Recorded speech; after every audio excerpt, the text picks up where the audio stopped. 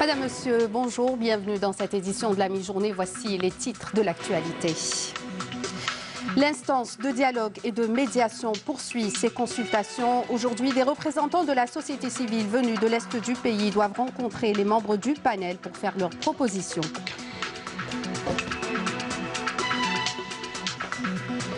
Après l'incarcération de plusieurs hommes d'affaires et anciens ministres, l'heure est aujourd'hui au bilan. Quel est le volume des fonds détournés? Combien de biens acquis de façon illégale? Comment faire surtout pour les restituer? Les réponses dans quelques instants.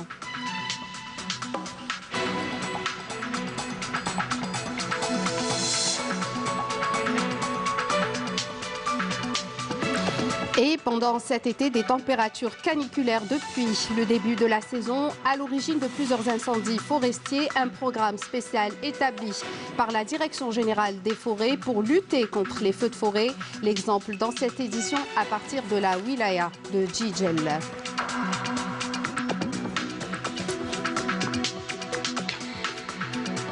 Bienvenue à tous.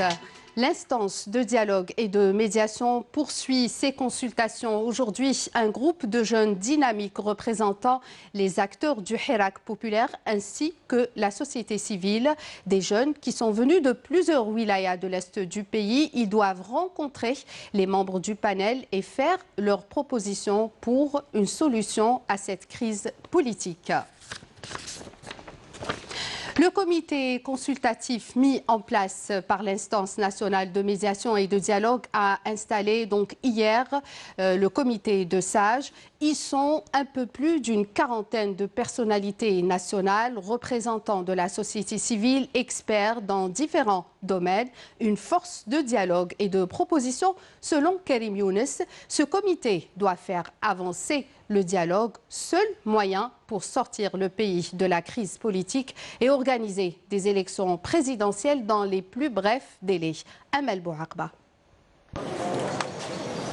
Issus des quatre coins du pays et représentant toutes les tendances de la société civile ainsi que les différents secteurs d'activité, plus d'une quarantaine de personnalités nationales a été sélectionnée pour faire partie du comité consultatif. Une liste provisoire appelée à être enrichie. Installé par l'instance nationale de médiation et de dialogue, ce comité est chargé de conforter la mission du panel avec des approches et des orientations qui symbolisent une rupture avec les anciennes pratiques pour une rapide sortie de crise. La mission de l'instance de dialogue est d'écouter les acteurs de la vie politique nationale, structurés ou non, de l'opposition, dans le but d'arriver à une démarche consensuelle de sortie de crise qui puisse permettre d'engager un processus de légitimation des instances du pouvoir dans un délai raisonnable. Le contexte politique, sécuritaire et économique dicte à chacune des parties concernées de réfléchir aux compromis nécessaires pour éviter une prolongation de la crise qui ne servirait aucunement les Algériennes et les Algériens, quelle que soit la tendance politique dans laquelle ils s'inscrivent. L'instance de dialogue envisagée devra donc être fixée par rapport aux acteurs politiques à contacter dans le cadre de sa mission. Elle aura par la suite à étudier et synthétiser l'ensemble des plateformes et des propositions de sortie de crise émanant des rencontres antérieures et à venir, émanant des acteurs du Hirak dans toutes les régions du pays.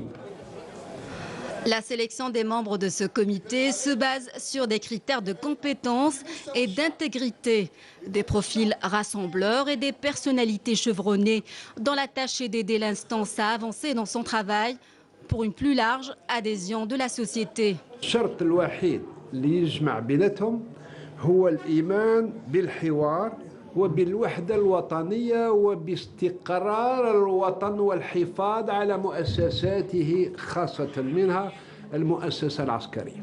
Donc autour de ce noyau d'enseignants, de profs de droit, nous avons fait graviter des artistes, des anciens ministres, des médecins, des psychologues, des psychiatres, des femmes, des hommes, toutes les régions du pays. Voilà un peu la démarche qui a présidé à la constitution de ce panel. Compte tenu de l'importance d'associer la jeunesse au dialogue, les étudiants ont participé au débat dans un échange fructueux de propositions. Il y a beaucoup de مبادرات, il y a beaucoup de contributions à les étudiants. Donc là, il faut les rassembler. Pour les rassembler, لازم تلاقوا les étudiants. أنا كناشط في الحراك وليس كممثل في الحراك، لما التقيت مع الأعضاء استطعنا أننا يعني نفهم ما الذي تريده الهيئة. الهيئة تريد جمع الرؤى والأفكار، جمع كل الناس المعنيين بالحل من أجل الخروج من الأزمة. يجب أن نذهب إليه وأن نقدم إليه لأنه هو السبيل الوحيد للوصول إلى الحل، وهو الانتخابات النزيهة والانتخابات الحقيقية التي سيختار بها الشعب الجزائري ممثله ولا وهو رئيس الجمهورية. En dépit de la divergence des idées, seul l'intérêt de la nation doit primer sur toute autre considération. C'est pourquoi toutes les forces vives de la nation sont appelées à participer au processus de dialogue. Objectif, sortir de l'impasse politique et élire un président de la République dans les plus brefs délais. Le dialogue national, un processus incontournable pour dépasser la crise politique que connaît le pays et d'organiser des élections présidentielles dans les plus brefs délais. Ils sont de plus en plus nombreux. Les citoyens demeurent très attentifs quant à l'évolution de cette étape. On écoute les réactions de certains d'entre eux. ندخل في مرحله الخطر. اذا كل ما راح تزيد تطول الحاله، كل ما راح نزيدوا في الازمه، كل ما راح نزيدوا في المشاكل. بالعكس احنا لنا نطالب بالسرعه في الحوار. علاش؟ باش نقلص من هوه الازمه ونروح نبني الجزائر، نروحوا نبنوا الجزائر. احنا رانا الشباب هذا والناس هذول يحاولوا يشوفوا الجزائر يعني كبيره وتنمو وتنميه زاهره فيها واقتصاد قوي. يعني احنا ماذا بينا هذا الوقت اللي رانا نضيعوا فيه هذا، لازم هذا الوقت نستغلوه في بناء الجزائر. ماذا بينا نكون عندنا انتخابات لو بلوتو بوسيبل ويكون عندنا رئيس، وهذا الرئيس يكون نزيه ثاني. والحل هو في الانتخابات حتى نوضع رئيس وتصبح عنده المسؤولية الكاملة لتسيير البلاد. احنا نبحثوا فقط على الضمانات، احنا نحوسوا على رئيس الجمهورية ونحوسوا على مدة قصيرة، لأنه قد اللي طال عمر الأزمة ما احنا ترى حتروح الجزائر لا قدر الله لمشاكل لا يؤمن جانبها. من الأحسن أننا نمشوا سريع للانتخابات بضمانات حقيقية، بلجنة مستقلة للانتخابات، بتحييد الإدارة في العملية الانتخابية. هذا هو الشيء اللي مطلوب. الإنسان ما يقعدش يرجع للخلف ويقول أنا درت وأنا فعلت وأنا كذا. اليوم الجزائر أهم من كل شيء. الجزائر هي اللي اليوم مطلوب منا جميعا حمايتها والحفاظ عليها، ونوقفوا مع المؤسسة العسكرية اللي راهي قائمة بدورها في الجانب الأمني. لولاها لا قدر الله كانت الأمور تمشي للاتجاه الثانية، ولولاها لا قدر الله كنا ما نوقفوش هذه الوقفة وما نوصلوش هذا الكلام نتاعنا. نمشوا مع الانتخابات عاجلا بضمانات وبحياد الإدارة حتى يكون عرس ديمقراطي بمعنى الكلمة. لازمنا يكون حوار، لجنة وطنية منبثقة من جميع شرائح المجتمع بما فيها الحراك، الحركات الجمعوية، الأحزاب السياسية. إلا بغينا نكونوا في لم شامل وبأرضية صحيحة منبثقة لازم يكون تمثيل لجميع المجتمع. الحل بالنسبة لنا هو العودة ولا الوصول إلى فضاء جامع نتاع حوار، وهذا لن يتحقق إلا إذا كان فيه توافق حول مبادرة فيها نقاط تقاطع ولا نقاط مشتركة، وفيه احنا بالنسبة لنا مقتنعين باللي موجود هذا الشيء، وفي إمكانية أنه ندمج بين مبادرات عديدة باش نجمع الناس، أقطاب سياسية، شخصيات وطنية، نخب فاعلة في الحراك، شباب، طلبة، ومن بعد نروحوا إلى هذا الفضاء نتاع الحوار. ضرورة الإسراع في هذا العملية السياسية المتمثلة في الحوار مع كل الأطياف السياسية، بغية الذهاب إلى الحل الأساسي والحقيقي، وهو الإسراع في الانتخابات الرئاسية، لأنها هي التي تنقل الجزائر إلى بر الأمان. ما دام كان ناس بقدر تمشي بهذا الشجاعة أنه توضع بما يسمى العصابة وراء القضبان، نظن إن شاء الله يجيبوا الخير هذه البلاد. فقط بقات أمور تقنية، أمور ترتيبية تنظيمية نسرع إلى إنجازها، وعلى رأسها طبعا أول الأمر هو الاتفاق على الإسراع في انتخابات رئاسية في أسرع وقت ممكن إن شاء الله. Et depuis quelques semaines, plusieurs hommes d'affaires, anciens ministres et 2 premiers ministres sont incarcérés, une première dans l'histoire du pays. Aujourd'hui, l'heure est au bilan. Quel est le volume des fonds détournés? Combien de biens acquis de façon illégale? Comment faire surtout pour les restituer? Élément de réponse avec Nesrine Ben Saïdi. La lutte contre la corruption n'atteindra ses objectifs qu'après la récupération des avoirs criminels que représentent les fonds détournés et qui constituent une pierre angulaire au niveau national et international. C'est sur quoi insistait le ministre de la Justice, garde des Sceaux, Belkacem Zermati. Le ministre a démontré que rien ne contribue aussi efficacement à la lutte contre ce type de crime que la poursuite de ses auteurs pour la récupération des fonds détournés qui ont porté préjudice au système économique et financier et à son développement. Combattre ce fléau nécessite la conjugaison des efforts de toutes les institutions de l'État pour prévenir et endiguer ce phénomène. Aujourd'hui, une question se pose. Quels sont les mécanismes juridiques nécessaires pour récupérer les fonds détournés? طبعا يمكن أن نسترجع هذه الأموال. كيف نسترجع هذه الأموال؟ كاين مرحلة قبل المحاكمة أي قبل الإدانة ومرحلة بعد الإدانة. كاين مرحلة كاين جانب في الممتلكات الموجودة داخل الوطن والممتلكات الموجودة خارج الوطن. قبل إدانة الأشخاص المعنيين هناك آليات قانونية وهي آليات الحج أو التجميد على الأشياء المملوكة لهؤلاء الأشخاص. وهذه الإجراء التحفظي الاحترازي يمكن أن يكون في الوطن على أرض الوطن أو في الخارج. والتعاون القضائي فيه شقين، فيه الشق الأول يتعلق بالأشخاص بتسليم الأشخاص، وفيه الشق الثاني يتعلق بعائدات الإجرام إذا ثبت الإجرام طبعا. هذا كاين الاخرين هذو.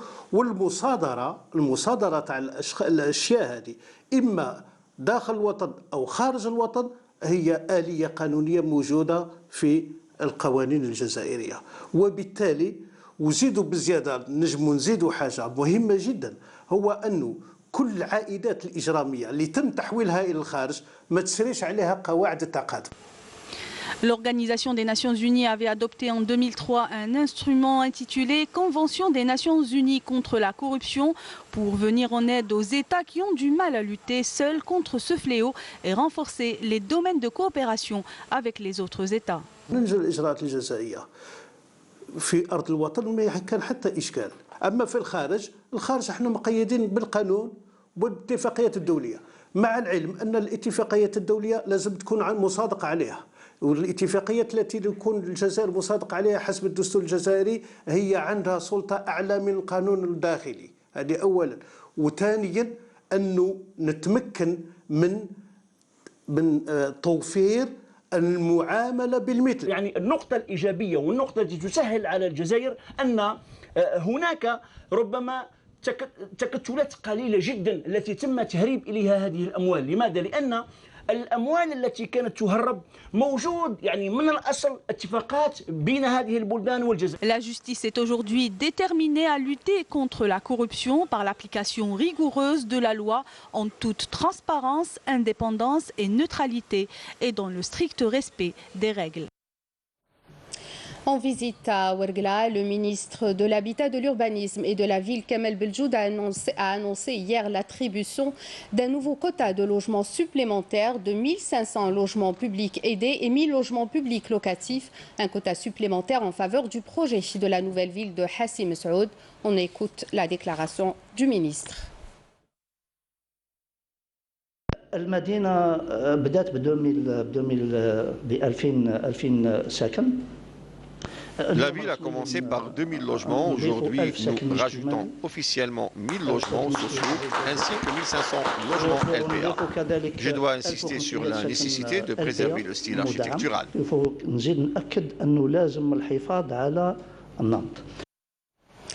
Msila, la céréaliculture, une filière en plein essor dans cette wilaya à vocation agro-pastorale, des étendues de plus de 17 000 hectares pour une production de 220 000 quintaux de céréales, avec une récolte prometteuse cette année grâce à de nouvelles performances agricoles. Amel Messaïd.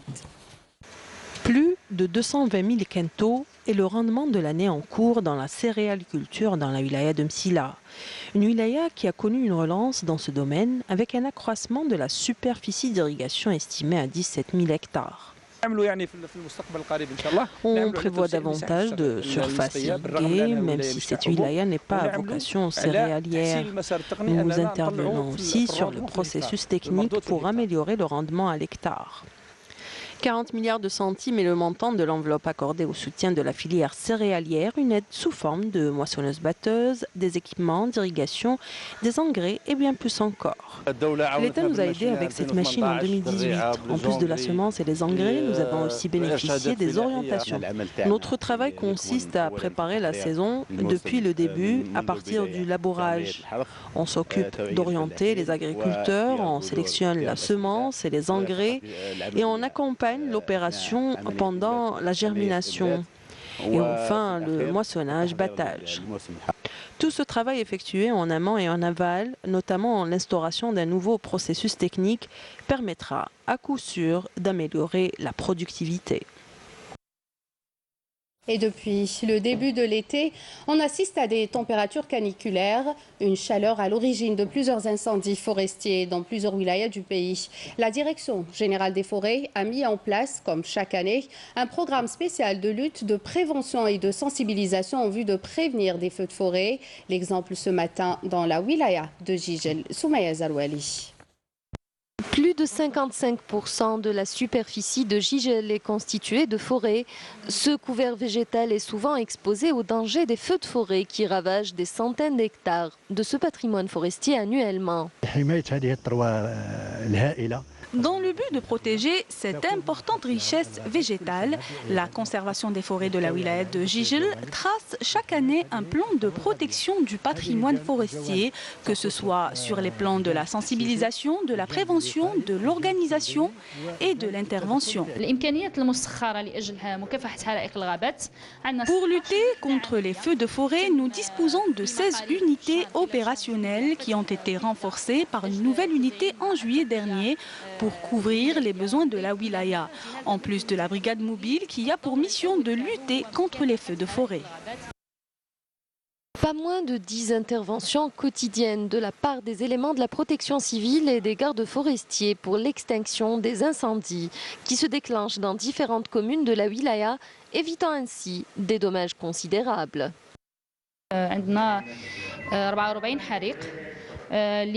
Nous avons enregistré 44 incendies sur une superficie importante de 179 hectares, dont 20 hectares sont constitués d'arbres fruitiers. Malgré les moyens consacrés à la lutte contre les feux de forêt, beaucoup reste à faire en matière de sensibilisation pour préserver ce patrimoine forestier. Car la wilaya de Jijel est le premier producteur de liège en Algérie avec plus de 3 millions de dollars annuellement. À l'étranger, l'Afghanistan frappé par un attentat suicide dont moins 63 personnes ont été tuées et 182 autres blessées dans un attentat suicide survenu hier soir lors d'une fête de mariage dans l'ouest de Kaboul. Selon la police, des femmes et des enfants font partie des victimes, mais ce bilan pourrait encore s'alourdir, plusieurs blessés se trouvant dans un état très grave. Pour l'heure, aucune partie ou un groupe n'a revendiqué cet attentat, une attaque fermement condamnée par le président afghan Ashraf Ghani. Retour au pays et en direction Djelfa pendant cette période de vacances. Ils sont de plus en plus nombreux à vouloir profiter des stations thermales. Les curistes cherchent à concilier santé et tourisme. Malgré la canicule dans cette wilaya, Djelfa continue de charmer les visiteurs. Une destination privilégiée de par ses atouts naturels, mais aussi ses structures d'accueil, même si les prix d'hébergement restent parfois problématiques. Yasmine Chouir. Certains ont préféré s'éloigner du vacarme de la ville et du monde sur les plages pour aller passer du temps dans des bains thermaux et profiter d'une eau minérale. Combiner tourisme et santé, c'est ce qui est possible de faire à Djelfa, dans le complexe thermal Nassib, dans la commune d'Echaref. L'air est bon ici, on est venu visiter, changer un peu d'air, découvrir ce très beau site. Nous sommes très bien pris en charge ici. Il n'y a pas d'humidité, on dort bien, on mange bien et on se sent bien. Les gens sont très gentils. En Algérie, le problème c'est le prix. Ils sont très élevés. Nous aimerions que les prix du tourisme baissent. Tout le monde a envie de profiter, mais les prix les découragent. Moi, j'aimerais que tous ces gens qui partent à l'étranger puissent connaître tous ces importants sites touristiques de notre pays. Moi, j'ai vu cet endroit sur Internet, alors j'ai voulu le découvrir. Découvre ton pays avant d'aller à l'étranger, avant d'aller en Europe. Ça sera bien de voir ce que recèle notre pays. Nous recevons du monde de toutes les wilayas. Ici, le climat est sec, les gens sont bien pris en charge, la restauration est bonne. Nous avons 2 piscines, 2 pour femmes et 2 pour hommes. Du massage, des médecins, nous mettons tout à leur disposition. Être au service du client, lui prodiguer tout le confort nécessaire et rester à sa disposition à chaque instant. Voilà la formule magique qui a poussé ces estivants à préférer le complexe thermal à la fraîcheur de l'eau de la mer. Un pari gagnant qui accroît l'intérêt des Algériens envers le tourisme national. Et sport, pour terminer, football, le MC Oran s'est imposé hier soir face à l'USM Belabès, 3-1. Et à la mi-temps, ils étaient 1-0 en match disputé au stade Ahmed Zabana en clôture de la première journée du championnat de Ligue 1 de football. Les Oranais ont quant à eux ouvert le score à la 18e minute grâce à un pénalty transformé par Mansouri avant que les visiteurs n'égalisent en seconde période par Belhoussini, également sur pénalty à la 49e minute.